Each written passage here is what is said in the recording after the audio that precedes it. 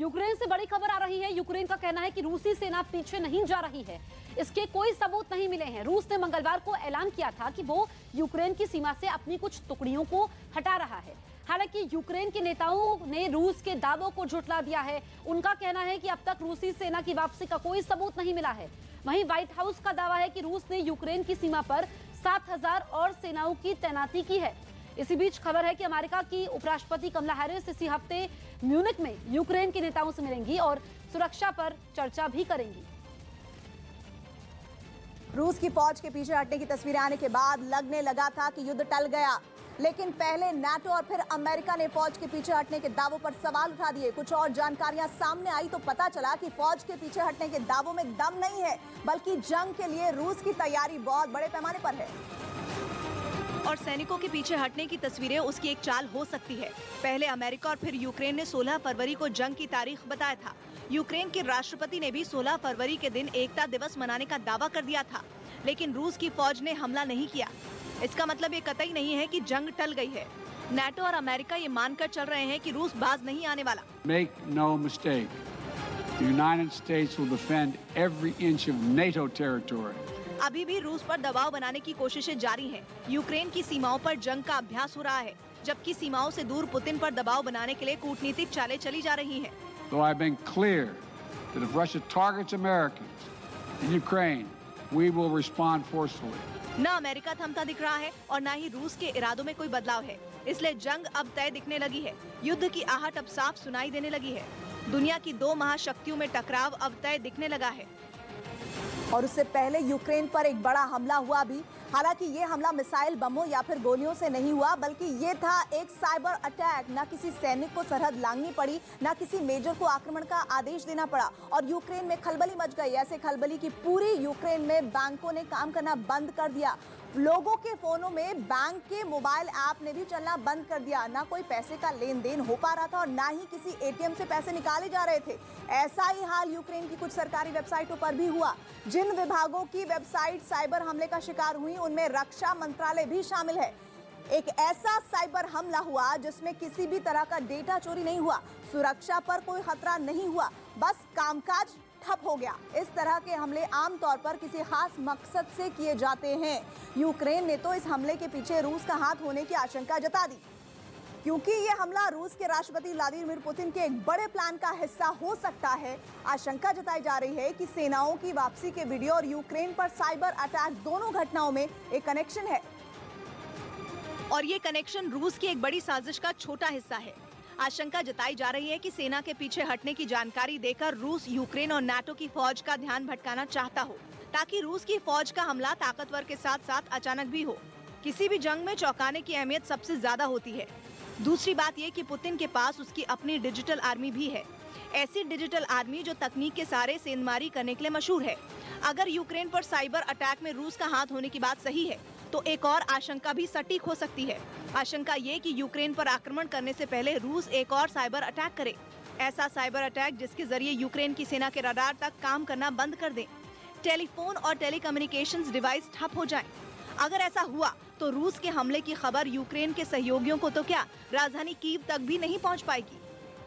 और जब तक हमले का जवाब देने के लिए नाटो की फौजें एक्शन में आएंगी, तब तक काफी देर हो चुकी होगी। रूस के ऐसे ही हमले की योजना का जिक्र पिछले कुछ महीनों से अलग अलग जगहों पर किया जाता रहा है, लेकिन इसकी जड़ में आखिर क्या है, ये सवाल इसलिए क्योंकि जर्मनी के चांसलर ने कहा कि नाटो की सदस्यता के लिए जंग नहीं की जा सकती। असल में रूस के साथ अमेरिका भी इस बात पर अड़ा है कि वो रूस की मांगों के सामने नहीं झुकेगा। और रूस की सबसे बड़ी मांग ये है कि अमेरिका यूक्रेन को नाटो का सदस्य ना बनाए। पुतिन तो हमेशा से रूस को महाशक्ति बनाना चाहते हैं, ऐसी महाशक्ति जो सोवियत संघ के जमाने में हुआ करती थी। उस वक्त के जो भी देश टूटकर अलग हुए, उनमें कुछ देश पहले से अमेरिका के सहयोगी है, लेकिन अब यूक्रेन से अमेरिका की नजदीकी रूस को खटक रही है। नक्शे पर देखें तो रूस के पूर्व में यूक्रेन की सीमा लगती है और अगर यूक्रेन ने नाटो से हाथ मिला लिए तो रूस के बॉर्डर पर नाटो की फौजें तैनात हो जाएंगी। इसलिए रूस मांग कर रहा है कि अमेरिका ऐसा न करने का वादा करे। मतलब ये वादा करे कि यूक्रेन को नाटो की सदस्यता नहीं दी जाएगी, लेकिन अमेरिका इस मांग पर बात नहीं कर रहा है और इस मांग को तो सिरे से खारिज कर रहा है। मतलब अमेरिका भी ये संदेश दे रहा है कि यूक्रेन को नाटो में शामिल ही किया जाएगा, जिसका सीधा मतलब यह है कि रूस के सिर पर हमेशा नाटो की फौजें खड़ी होंगी। रूस का मानना है कि अगर ऐसा होता है तो यह कदम पूरे यूरोप में तनाव बढ़ाने वाला होगा और अगर जंग की तैयारी ही है तो फिर जंग से डरना कैसा। मतलब रूस का कहना है कि जंग के हालात ना बने, इसलिए यूक्रेन पर हमला एक मजबूरी हो सकती है। लेकिन रूस ने यही वक्त क्यों चुना? तो वो इसलिए क्योंकि इस पूरे विवाद का आर्थिक पहलू सबसे बड़ा है। रूस जानता है कि अफगानिस्तान को आग में झोंककर अमेरिका निकला है। वहाँ से फौजें इसलिए बुलाई हैं क्योंकि अमेरिका उनका खर्च उठाने में झिझक रहा था। इसलिए पुतिन दबाव बनाने के लिए इसे सबसे मुफीद वक्त मान रहे हैं। पुतिन की कोशिश है कि वो दबाव बनाकर अमेरिका से ये वादा लें कि यूक्रेन को नाटो में जगह नहीं मिलेगी। दूसरी तरफ यूक्रेन और रूस के बीच तनाव सालों पुराना है। 2014 में यूक्रेन से क्राइमिया छिन चुका है, इसलिए यूक्रेन भी अमेरिका की मदद चाहता है। अब अगर अपनी शरण में पहुंचे देश यूक्रेन की मदद से अमेरिका पीछे हटता है तो वो अमेरिका की साख को मिट्टी में मिला देगा। नाटो की ताकत और उसकी हैसियत पर सवाल उठेंगे। ऐसा हुआ तो अमेरिका का महाशक्ति का तमगा भी बेमानी हो जाएगा। तो मतलब ये कि दुनिया को जंग की तरफ ले जाने वाले हालात में पैसा भी एक बहुत बड़ी ताकत और वजह है। यूक्रेन तो 2014 से ही चीन की चाल को समझ भी रहा है और भुगत भी रहा है। एक रिपोर्ट में दावा किया गया है कि 2014 में यूक्रेन की जीडीपी में बड़ी गिरावट आई, लेकिन 6 साल में यूक्रेन की जीडीपी घटकर आधी हो गई। अब तक रूस के साथ टकराव की वजह से यूक्रेन को $280 बिलियन मतलब भारतीय रुपयों में 20 लाख करोड़ से ज्यादा का नुकसान हो चुका है। दुनिया का भरोसा यूक्रेन की अर्थव्यवस्था में कम हुआ वो अलग है, जिसकी वजह से यूक्रेन में निवेश $72 बिलियन कम हो गया, मतलब 5 लाख करोड़ रुपए से ज्यादा का नुकसान। और इन्हीं कारणों से बाकी दुनिया के साथ होने वाले यूक्रेन के कारोबार पर भी असर हुआ है, जिसकी वजह से एक्सपोर्ट कम हो गया। $162 बिलियन का एक्सपोर्ट 6 साल में कम होने की जानकारी सामने आई। रुपयों में ये रकम 12 लाख करोड़ से ज्यादा है, जबकि क्राइमिया समेत जो हिस्से पहले से रूस के कब्जे में जा चुके हैं, वहां की संपत्तियों को खोने की वजह से जो नुकसान हुआ वो भी $117 बिलियन है। 8.5 लाख करोड़ रुपए की संपत्तियां यूक्रेन के हाथ से फिसल गई। लेकिन रूस को नुकसान कुछ ज्यादा नहीं हो रहा, बल्कि हकीकत यह है कि जितना भी तनाव दुनिया भर में बनता है, रूस की जेब में उतने ही भारी होती चली जाती है उसकी पॉकेट। ये ऐसा अर्थशास्त्र है जिसमें रूस को मात देना मुश्किल है, क्योंकि रूस तेल का उत्पादन करने वाला मुल्क है। जैसे ही दुनिया में जंग के हालात बनते हैं, तेल के दाम बढ़ने लगते हैं। पहले से कच्चा तेल 1.5 गुना महंगा हो चुका है। अभी कच्चे तेल की कीमतें अंतर्राष्ट्रीय बाजार में $100 के करीब पहुंची हैं। और अगर हालात बेहतर ना हुए तो ये कीमतें इससे भी ज्यादा ऊपर चली जाएंगी। सेना की तैनाती पर रूस जितना खर्च करेगा, तेल की कीमतें उसके लिए बूस्टर बजट बनकर भरपाई कर देंगी। कच्चा तेल जितना महंगा होगा, रूस की कमाई उतनी ही बढ़ेगी। रूस हर दिन 1 करोड़ बैरल कच्चे तेल का उत्पादन करता है। 1 बैरल कच्चे तेल की कीमत में जितना उछाल आया, उसके हिसाब से रूस को रोजाना करीब 2000 करोड़ का फायदा हो रहा है। जितने दिन कच्चे तेल की कीमतों में आग लगी रहेगी, रूस की अर्थव्यवस्था को बूस्टर डोज मिलती रहेगी। और इसलिए इस तेल के खेल को अमेरिका भी समझ रहा है। अमेरिका ने तेल के कीमतों में काबू रखने की कोशिश भी तेज कर दी है, लेकिन यहाँ भी उसके सामने कुछ परेशानियां हैं, क्योंकि अमेरिका की पहली कोशिश तो अपने देश में कच्चे तेल का उत्पादन बढ़ाना है, लेकिन वो भी इतने कम वक्त में मुमकिन नहीं है। जब तक अमेरिका में तेल का उत्पादन बढ़ेगा और उसका असर कीमतों पर पड़ेगा, तब तक देर हो चुकी होगी। दूसरा विकल्प, अमेरिका के सामने ईरान पर लगे प्रतिबंधों में ढील देना होगा। ईरान के पास भी कच्चे तेल का बहुत बड़ा भंडार है, लेकिन अगर ईरान पर लगी पाबंदियों में ढील दी जाती है तो वो अमेरिका के लिए झुकने वाली बात होगी। दूसरी बात ये भी है कि ईरान खुद भी रूस का पिछले दरवाजे से सहयोग ही करता रहा है। ऊपर से तेल की ऊंची कीमतों से फायदा ईरान समेत दुनिया के हर उस मुल्क को हो रहा है जो कच्चे तेल एक्सपोर्ट करते रहे हैं। दूसरी तरफ दुनिया के तकरीबन सभी देशों ने यूक्रेन में मौजूद अपने नागरिकों को एडवाइजरी जारी की है और यूक्रेन जल्द से जल्द छोड़ने को कहा है। भारत के भी हजारों छात्र यूक्रेन में मौजूद हैं, जिसके बीच अब अफरा तफरी का माहौल बन गया है। सरकार की तरफ से एडवाइजरी जारी कर कहा गया है कि जल्द से जल्द यूक्रेन से निकला जाए, लेकिन छात्रों की शिकायत है या तो फ्लाइट मिल नहीं रही है और अगर मिल रही है तो टिकट की कीमतें बेकाबू हैं। सोशल मीडिया पर एक छात्र ने बताया कि 70,000 की टिकट 2 लाख रुपए में बेची जा रही है। हालांकि यूक्रेन में रह रहे भारतीय छात्रों के मुताबिक वहां के हालात अभी सामान्य ही है। एकदम सामान्य स्थिति में चल रहा है, जैसे रेगुलर ट्रैफिक रहता है, रेगुलर शॉप्स खुलती है। लेकिन चिंता हिंदुस्तान में मौजूद छात्रों के परिवार वालों को सताने लगी है। जैसे हम वीडियोस देख रहे हैं और अखबार में देख रहे हैं, कभी भी युद्ध छिड़ सकता है, तो पिता होने के नाते मेरी चिंता बहुत वाजिब है। इंदौर में ऐसे कई परिवार हैं जिनके बच्चे यूक्रेन में मौजूद हैं।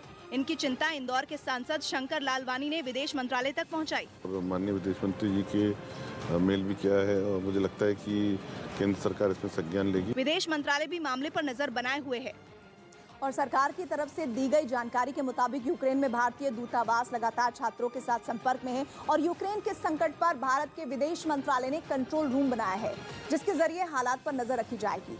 इसके अलावा भारत और यूक्रेन के बीच फ्लाइट की गिनती बढ़ाने पर भी एयरलाइन कंपनियां और नागरिक उड्डयन मंत्रालय से चर्चा जारी है।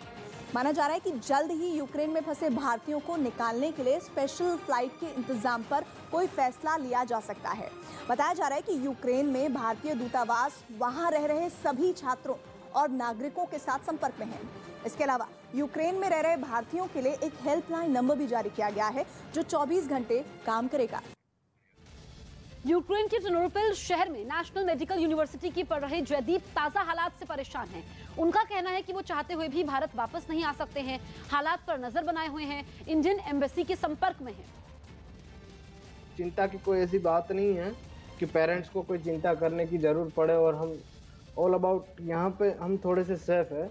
और हम देखें तो अभी इंडियन एम्बेसी ने आज एडवाइजरी जारी की है, हमारे कांटेक्ट में है और फ्रिक्वेंटली आस्क्ड क्वेश्चन भी उस लोगों ने बाहर किए कि जो क्वेश्चन स्टूडेंट्स को और यहाँ पे जो भी इंडियन है उसको क्वेश्चन जो है वो एम्बेसी का उसका जवाब भी दे रही है।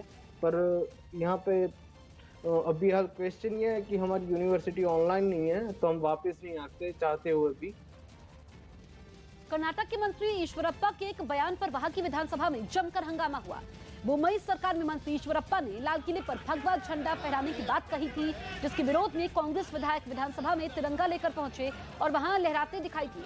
कांग्रेस के विधायक कर्नाटक सरकार में मंत्री के.एस. ईश्वरप्पा के इस्तीफे की मांग करते हुए सदन में नारेबाजी करते रहे। इसके बाद स्पीकर ने सदन के अंदर हंगामा कर रहे लोगों को शांत होने के लिए कहा, लेकिन विरोध कर रहे लोग तिरंगा लेकर वेल में आ गए। कांग्रेस के हंगामे को देखते हुए विधानसभा की कार्रवाई को स्थगित कर दिया गया, लेकिन कर्नाटक के मुख्यमंत्री बसवराज बोम्मई ने सदन के अंदर तिरंगा लहराने को उसका अपमान बताया। उन्होंने मंत्री ईश्वरप्पा के बयान को गलत तरीके से पेश किए जाने की बात कही। राष्ट्रीय सुरक्षा सलाहकार अजीत डोभाल के घर पर एक शख्स से घुसपैठ की कोशिश की। अजीत डोभाल के घर पर घुसपैठ की कोशिश कर रहे शख्स को दिल्ली पुलिस ने तुरंत हिरासत में लिया और उससे पूछताछ शुरू की। बताया गया कि पकड़ा गया शख्स एक गाड़ी में अजीत डोभाल के घर में घुसने की कोशिश कर रहा था, तभी उनके स्टाफ ने उसे पकड़ लिया। पुलिस से जुड़े सूत्रों के मुताबिक हिरासत में लिया गया शख्स ने बताया है कि उसके शरीर में एक चिप लगी है और उसे रिमोट कंट्रोल से चलाया जा रहा है। हालांकि पुलिस ने जब उसे स्कैन किया तो उसके शरीर में किसी भी तरह की चिप नहीं मिली। शुरुआती जांच में यह भी सामने आई है बात कि पकड़ा गया शख्स मानसिक रूप से बीमार है। स्थापना दिवस पर अमित शाह ने दिल्ली पुलिस की तारीफ की। दिल्ली पुलिस के 75वें स्थापना दिवस के मौके पर एक कार्यक्रम आयोजित किया गया, जिसमें गृह मंत्री अमित शाह भी शामिल हुए। इस दौरान उन्होंने एक विशेष डाक टिकट भी जारी किया। इस टिकट के जरिए पुलिस के समर्पण को दिखाया गया। कोरोना के अंदर जो काम दिल्ली पुलिस ने किया वो काम शायद ही किसी पुलिस दल ने किया होगा। दक्षिण अफ्रीका और मेजबान न्यूजीलैंड के बीच भारतीय समय के मुताबिक सुबह 3:30 बजे से पहले टेस्ट मैच की शुरुआत होगी। राहुल गांधी, प्रियंका गांधी और पंजाब के सीएम चरणजीत सिंह चन्नी वाराणसी में रविदास मंदिर पहुंचे और वहां मत्था टेका। चरणजीत सिंह चन्नी वहां आयोजित कीर्तन में भी शामिल हुए। यूपी विधानसभा चुनाव के लिए बीजेपी ने 3 और उम्मीदवारों की एक और सूची जारी कर दी। Sania Mirza Dubai tennis championship में डबल्स के क्वार्टर फाइनल में पहुंच गईं। क्या कांग्रेस नेता मनीष बगावत की राह पर निकल गए हैं? उनके एक ट्वीट से तो कुछ ऐसा ही लगता है। मनीष तिवारी के ट्वीट ने लिखा गया है कि मैं बोलता हूं तो इल्म है बगावत का, मैं चुप रहूं तो बेबसी सी होती है। मनीष तिवारी के इस ट्वीट ने कांग्रेस में सियासी हलचल बढ़ा दी है। कई मौकों पर मनीष तिवारी कांग्रेस के शीर्ष नेतृत्व पर भी सवाल उठा चुके हैं। एक दिन पहले ही पूर्व केंद्रीय कानून मंत्री अश्विनी कुमार ने कांग्रेस का दामन छोड़ दिया था। ऐसे में सियासी गलियारों में सवाल उठ रहे हैं कि क्या अब मनीष तिवारी की बारी है। हम कोई कांग्रेस पार्टी में किराएदार थोड़ी हैं, हम हिस्सेदार हैं। अगर कोई धक्का मतलब दे के निकालेगा वो दूसरी बात है, पर जहाँ तक हमारा सवाल है, हमने 40 साल अपनी ज़िंदगी की इस पार्टी को दिए हैं। हमारे परिवार ने इस देश की एकता और अखंडता के लिए खून बहाया है। हम एक विचारात्मक सियासत में विश्वास रखते हैं, पर अगर कोई धक्के दे के निकालना चाहे वो दूसरी बात है। यूपी के कन्नौज में चुनावी रैली में मची भगदड़ पर समाजवादी पार्टी के मुखिया अखिलेश यादव पुलिस पर भड़क गए। वो कन्नौज से समाजवादी पार्टी के उम्मीदवार अनिल दोहरे के लिए प्रचार करने वहां पहुंचे, लेकिन उनकी रैली के दौरान अचानक वहां भगदड़ मच गई, जिसके बाद वहां अफरा तफरी मच गई और लोग इधर उधर भागने लगे। यही नहीं, कुछ लोग तो रैली के लिए तैयार किए गए मंच पर भी चढ़ गए। रैली में मची भगदड़ से अखिलेश यादव का गुस्सा भड़क गया और वो वहाँ ड्यूटी पर तैनात पुलिस वालों पर भड़क गए। पुलिस वालों, क्यों कर रहे हो ये तमाशा?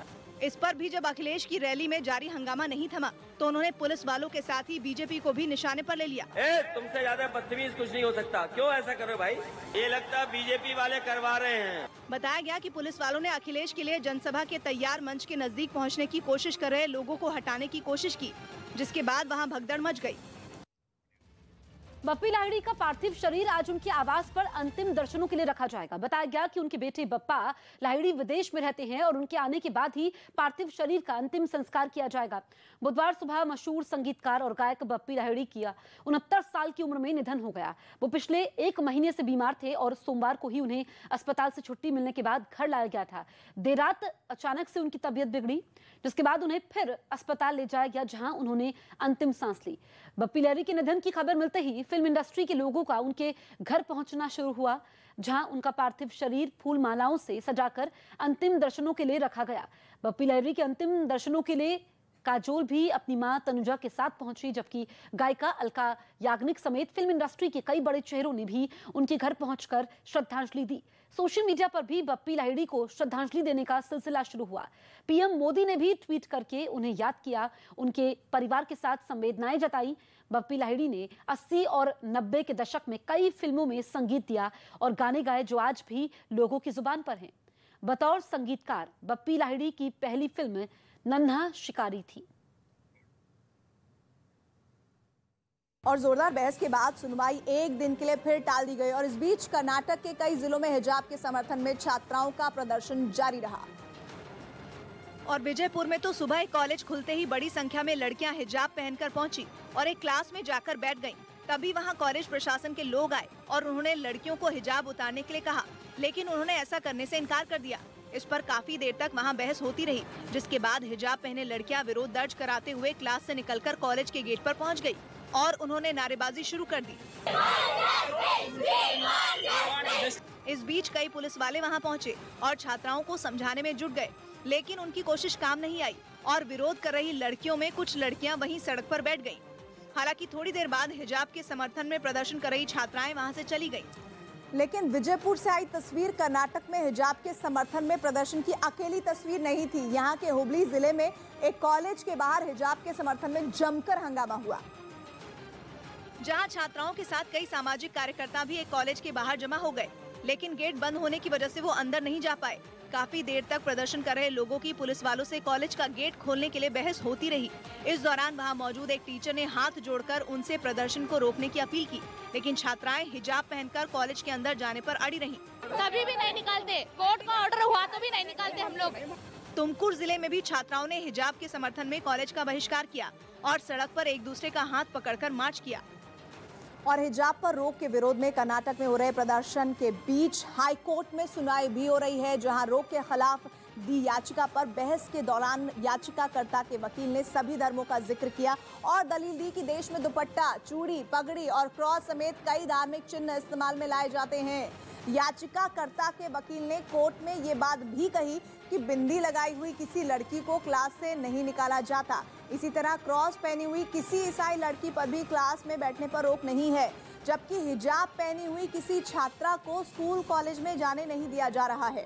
याचिकाकर्ता के वकील ने इसे कर्नाटक सरकार का भेदभाव वाला फैसला बताया और साथ ही उन्होंने दलील दी कि इस तरह के अलग अलग धार्मिक चिन्ह देश की विविधता को दिखाते हैं। विधानसभा चुनाव के लिए आज भी नेताओं का तूफानी प्रचार जारी रहेगा। रक्षा मंत्री राजनाथ सिंह अमृतसर, मोगा और आनंदपुर साहिब में जनसभा करेंगे। 20 फरवरी को पंजाब में मतदान है। पंजाब चुनाव के लिए दिल्ली के सीएम अरविंद केजरीवाल ने भी पूरी ताकत झोंक दी है। वो आज पंजाब में कई जगहों पर नुक्कड़ सभा करेंगे। इससे पहले बुधवार को केजरीवाल ने जालंधर में कई जगहों पर आम आदमी पार्टी के प्रत्याशी के लिए प्रचार किया था। प्रियंका गांधी पंजाब के पठानकोट में रैली करेंगी। इसके बाद वो घर घर जाकर कांग्रेस प्रत्याशी के लिए वोट मांगेंगी। राहुल गांधी भी फतेहगढ़ साहिब में जनसभा करेंगे। असम के मुख्यमंत्री हेमंत बिस्व शर्मा ने मशहूर उद्योगपति रतन टाटा को राज्य के सर्वोच्च नागरिक पुरस्कार असम वैभव से नवाजा। रतन टाटा को ये पुरस्कार मुंबई में आयोजित एक कार्यक्रम के समय दिया गया। मशहूर संगीतकार और गायक बप्पी लाहिड़ी का आज सुबह 10 बजे विले पार्ले शमशान घाट में अंतिम संस्कार होगा। लंबे समय से बीमार चल रहे बप्पी लाहिड़ी ने कल मुंबई के अस्पताल में अंतिम सांस ली थी। टीम इंडिया ने वेस्टइंडीज को टी20 सीरीज के पहले मैच में 6 विकेट से हरा दिया। कप्तान रोहित शर्मा की ताबड़तोड़ पारी के बाद अंत में सूर्यकुमार यादव, वेंकटेश अय्यर ने संभाली हुई पारी खेलकर टीम इंडिया को जीत दिलवाई। इस जीत के साथ ही टीम इंडिया ने 3 मैचों की सीरीज में 1-0 की बढ़त हासिल कर ली है। यूपी के गोरखपुर स्टेशन से जीआरपी ने 426 कछुए के साथ एक आरोपी को गिरफ्तार कर लिया। साथ ही इन कछुओं को वन विभाग को सौंप दिया गया। उत्तर प्रदेश के बुंदेलखंड में बहुजन मुक्ति पार्टी के प्रत्याशी ने खाट पर बैठकर प्रचार किया। बहुजन मुक्ति पार्टी के प्रत्याशी एहसान ने खाट पर बैठकर ही लोगों से वोट मांगा। उत्तर प्रदेश के प्रतापगढ़ में चेकिंग के समय 6,31,000 रुपए कैश के साथ एक शख्स को गिरफ्तार किया गया। हालांकि गिरफ्तार शख्स का दावा है कि वो एक कुरियर कंपनी में काम करता है और वो कंपनी का कैश बैंक में जमा करवाने जा रहा था। किसान आंदोलन से सुर्खियों में आने वाले पंजाबी एक्टर दीप सिद्धू का अंतिम संस्कार लुधियाना में कर दिया गया। इस बीच बड़ी संख्या में लोग पहुंचे। दीप सिद्धू की मंगलवार को सड़क हादसे में मौत हो गई थी। उत्तर प्रदेश के हापुड़ से हैरान करने वाला एक वीडियो सामने आया। वहां कुछ बदमाशों ने बीच सड़क पर एक लड़के की जमकर पिटाई कर दी। हालांकि इस मारपीट की वजह का पता नहीं चल पाया, लेकिन जो तस्वीर सामने आई उसमें दिखा कि अलग अलग मोटरसाइकिल पर आए बदमाशों ने पैदल चल रहे उस लड़के को घेर लिया। इसके बाद वो उस पर लात और मुक्के बरसाते नजर आए। उन्होंने उसे पीट कर जमीन पर गिरा दिया। इसके बावजूद उनके हाथ और पैर नहीं रुके। उन सबने कुछ देर तक उस लड़के को इसी तरह पीटा और फिर अपनी अपनी मोटरसाइकिल पर बैठकर वहां से फरार हो गए, जिसके बाद वो लड़का जमीन से उठकर वहां से चला गया। यूपी में 2 चरणों की वोटिंग के बाद बीजेपी ने बुंदेलखंड के लिए खास प्लान बनाया है। सूत्रों के मुताबिक इस प्लान के तहत पार्टी मध्य प्रदेश के मुख्यमंत्री शिवराज सिंह चौहान और पूर्व सीएम उमा भारती को वहां प्रचार के लिए भेजने की तैयारी में है, ताकि 2017 की तरह ही बुंदेलखंड में बीजेपी को इस बार भी सफलता मिल सके। पार्टी अपने इस बुंदेलखंड प्लान पर जोर शोर से काम कर रही है और खबर है कि जल्द ही शिवराज सिंह चौहान और उमा भारती वहां पार्टी के लिए प्रचार शुरू कर सकते हैं। भारतीय जनता पार्टी के जितने भी प्रभावशाली नेता हैं वे निश्चित तौर पर जो है मतदाताओं के बीच जाते हैं। बताया जा रहा है कि अपने इस प्लान के तहत पार्टी बुंदेलखंड इलाके में डोर टू डोर कैंपेन पर ज्यादा जोर देगी और सरकार की उपलब्धियां लोगों तक पहुंचाएगी। इतना ही नहीं, वहां प्रधानमंत्री नरेंद्र मोदी और गृह मंत्री अमित शाह की भी बड़ी रैलियां कराने की भी तैयारी है। जबकि राज्य के मुख्यमंत्री योगी आदित्यनाथ ने बुंदेलखंड में आने वाले झांसी जिले में अपना प्रचार अभियान भी शुरू कर दिया, जिसके तहत उन्होंने वहां एक रोड शो किया।